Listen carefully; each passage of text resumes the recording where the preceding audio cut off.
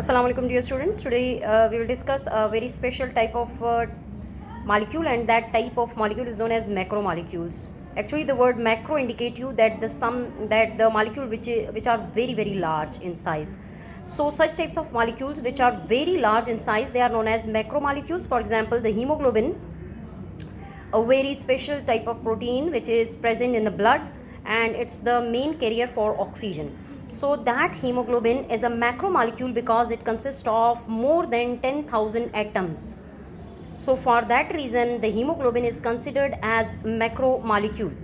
After that, the keratin is a special type of protein which is present in the hair and nails. So this type of protein is also an example of macromolecule. After that, all the fats, waxes and the oils, they are also macromolecule because it consists of more than thousands of atoms. They are combined together in a single molecule. After that, today we discuss the very important thing in chemistry, and that is known as the mole. Actually the mole is a counting unit for the chemist. All the chemists, they work in the form of mole in the labs. So the mole is the SI unit for the amount of the substance. So actually it is the basic unit which is present in the physics also, and you are very familiar with the SI basic units. It is one of the SI basic unit. You know very well that we have total 7 SI basic unit, and within that 7 SI basic unit you can find the mole in that table.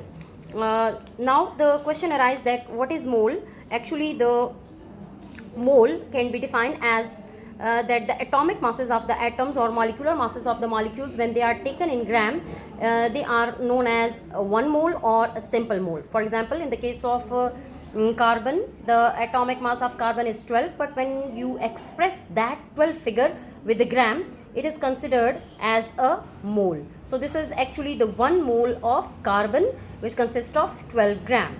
Similarly, in the case of hydrogen, we know that the atomic mass of hydrogen is 1, but when we express that 1 in the form of a gram, that is considered as a mole. So this is actually the 1 mole of hydrogen which contain 1 gram.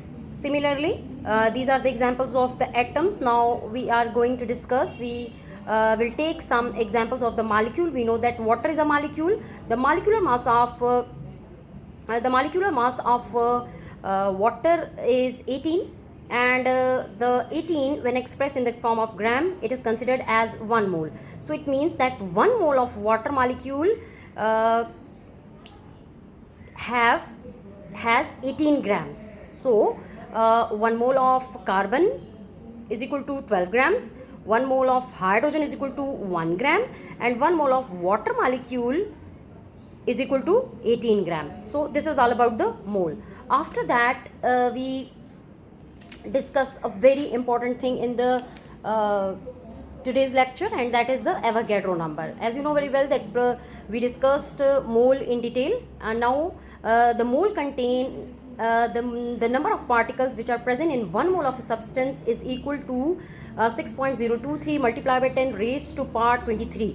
So that constant figure, which is the number of the particles, atoms, molecules or ions.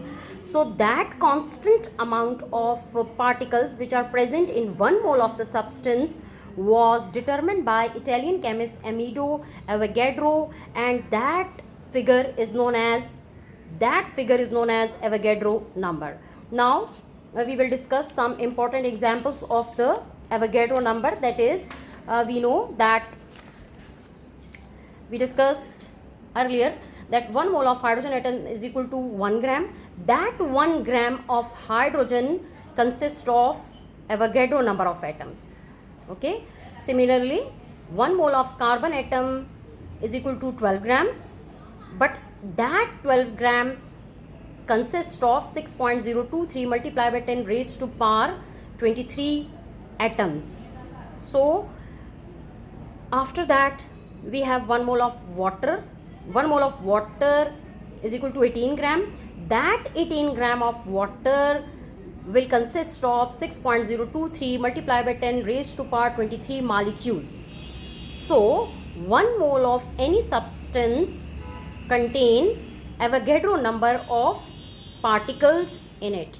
Either the particles, they are in the form of atoms or they may be in the form of a molecule. That's all for today. Thank you.